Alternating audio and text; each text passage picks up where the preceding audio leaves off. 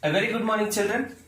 So, in our previous class, we discussed some of the properties of squares or square numbers or perfect squares.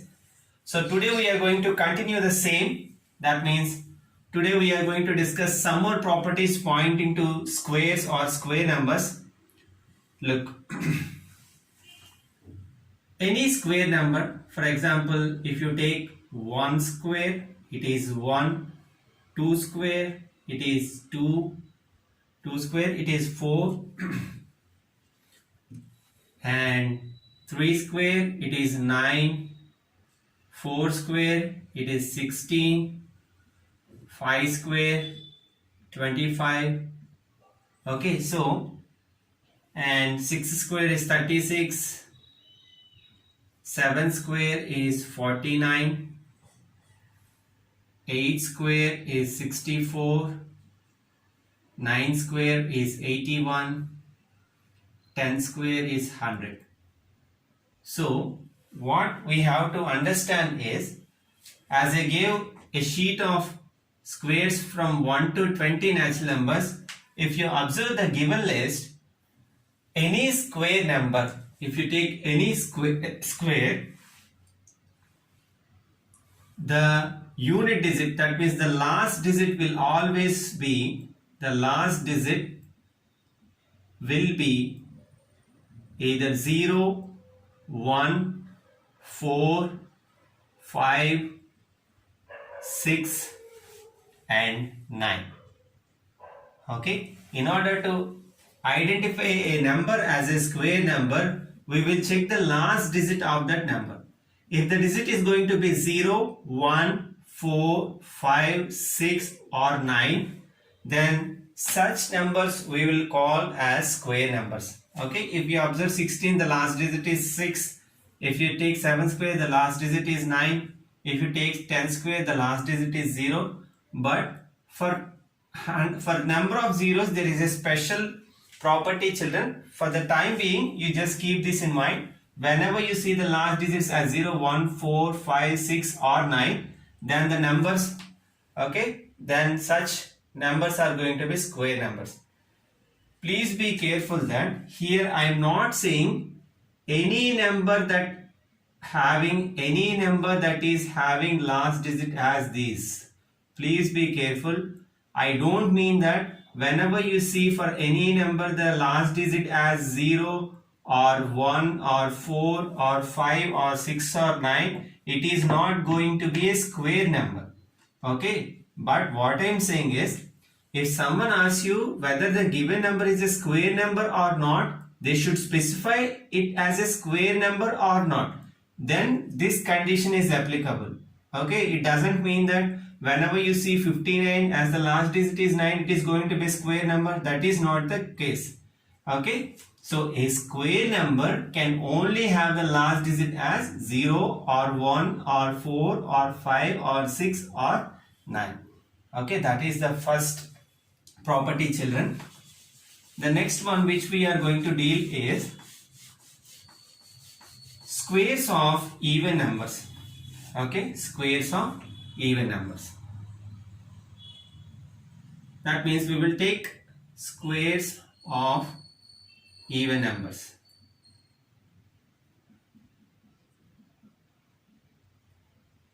For instance, if we take an even number 2, its square is going to be 2 square, which is equal to 4, an even number. If you take another square number like 8, the square of it is going to be 8 square, which is equal to 64, an even number.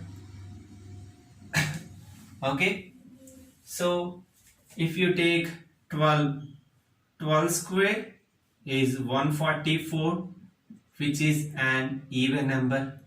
So through this property, what we have to understand is square of an even number is going to be an even number. The same is the case with odd numbers also. Okay, if you take 3, an odd number, the square is going to be 3 square, the result is going to be 9, an odd number. Okay, if you take 11, an even number, 11 square is going to be 121, an odd number. So through these properties, what we have to understand is square of an even number is even and square of an odd number is odd. Okay. So this is the next property which you have to keep in mind.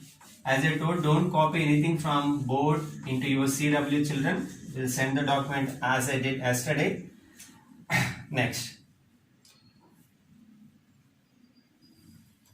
We saw that whenever any number ends with 0 or 1 or 4 or 5 or 6 or 9, then such numbers are going to be perfect squares or square numbers.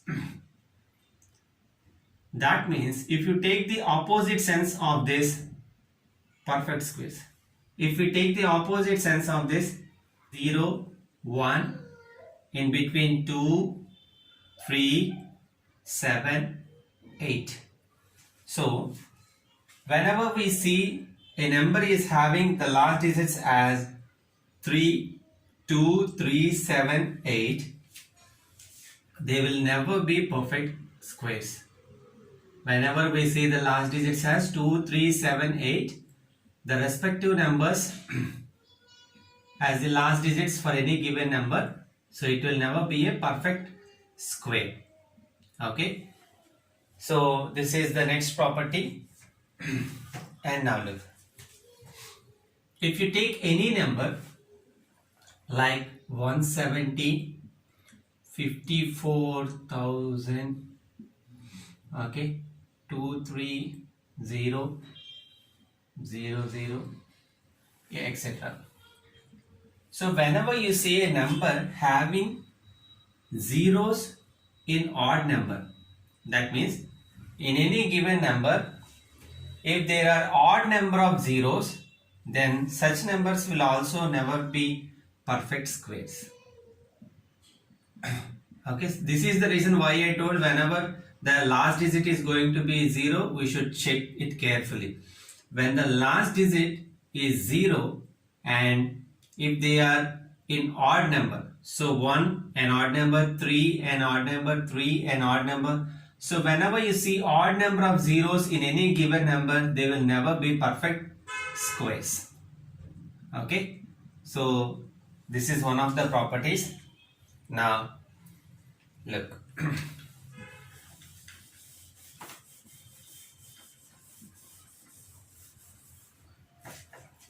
The next property, children. So I am going to write some numbers and the respective squares of that number. Look. So I am taking 1 and the square of it, 1 square is equal to 1, and 9. The square of it, 9 square is equal to 81. Okay. 11. The square of it, 11 square is equal to 121. And next 19. The square of it, 19 square is equal to 361. So through this, what we can understand is if any number is having 1 or 9 as its last digit, 1 or 9 as its last digit or the digit in units place, then its square ends in 1. Okay. So if you take any number and the last digit or the digit in units place is either 1 or 9, the respective square of that number will always ends with 1. Okay, this is one of the properties, children. And the next one is, I am taking 4 and the square of 4 is equal to 16, and I am taking 6, the square of 6 square is equal to 36. I am taking 14, the square of 14 or 14 square is equal to 196, and I am taking 16, the square of 16 or the 16 square is equal to 256. Okay, so whenever the number is having last digit as 1 or 9, the square is going to be 1. That means the last digit of the square will have 1 as the last digit. In the same sense, if you see 4 or 6 as the unit place digits or the last digits of any number, the respective squares we will get 6 as the last digit. 6 as the last digit. This is one more property. For this I will give you notes, children, so don't worry, but try to understand the concept better.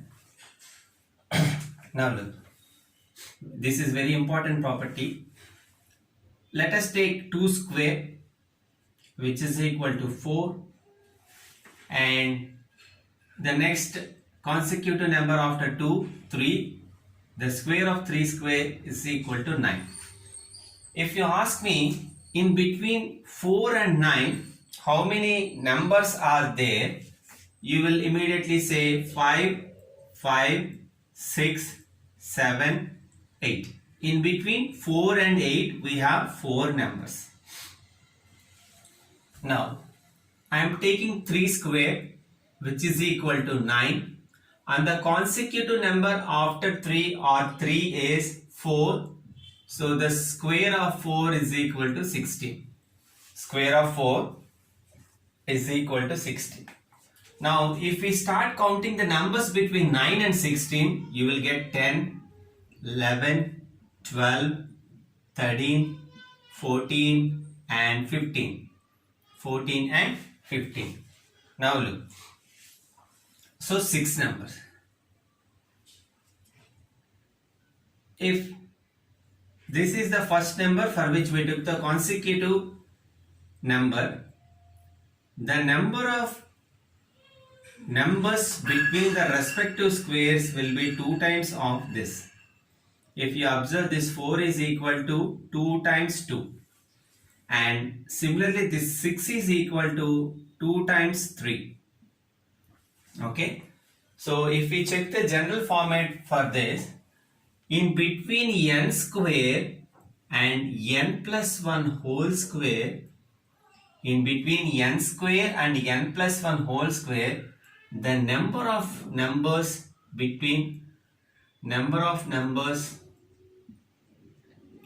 in between will be equal to 2 times n, 2n. Okay, no need of writing all the squares. Instead of writing the numbers between the respective squares, you can multiply n with 2 so that you will get the number of numbers.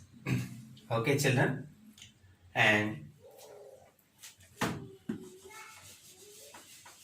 for this I will try to give one more example so that you will be clear with this concept. So, for example, if someone asks you to find the number of numbers, okay, the squares of the numbers or the number of numbers between 5 square and 6 square, no need to write 26, 27 and so on. Directly 2 multiplied by the first n, that is 5, which is equal to 10. Okay. For instance, let us check. You know that 5 square is equal to 25 and 6 square is equal to 36. So the numbers 26, 27, 28, 29, 30, 31, 32, 33, 34, 35. So 1, 2, 3, 4, 5, 6, 7, 8, 9, 10. So in between any given numbers, the respective squares will contain 2n numbers in between those consecutive squares. Okay, this is one of the properties, children. And now look.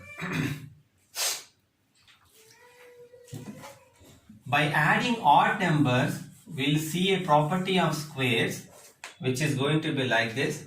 Look. 1, the first odd number is 1, and the second, the sum of first 2 odd numbers.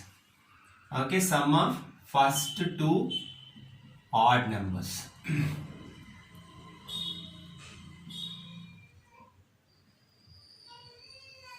Which is equal to 4. You know this. 1 plus 3 gives us 4.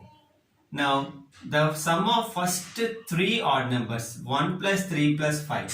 First 3 odd numbers. first 3 odd numbers, which is equal to 1 plus 3, 4, 4 plus 5, 9. Okay. Now, sum of first 4 odd numbers, 1 plus 3 plus 5 plus 7. Okay. Sum of first 4 odd numbers. That is equal to 1 plus 3, 4, 4 plus 5, 9, 9 plus 7, 16. If you observe this, sum of first 2 odd numbers is equal to 2 square. First 2 odd numbers, 2 square. First odd number, 1 square. Sum of first 3 odd numbers is equal to 3 square. Sum of first 4 odd numbers is equal to 4 square.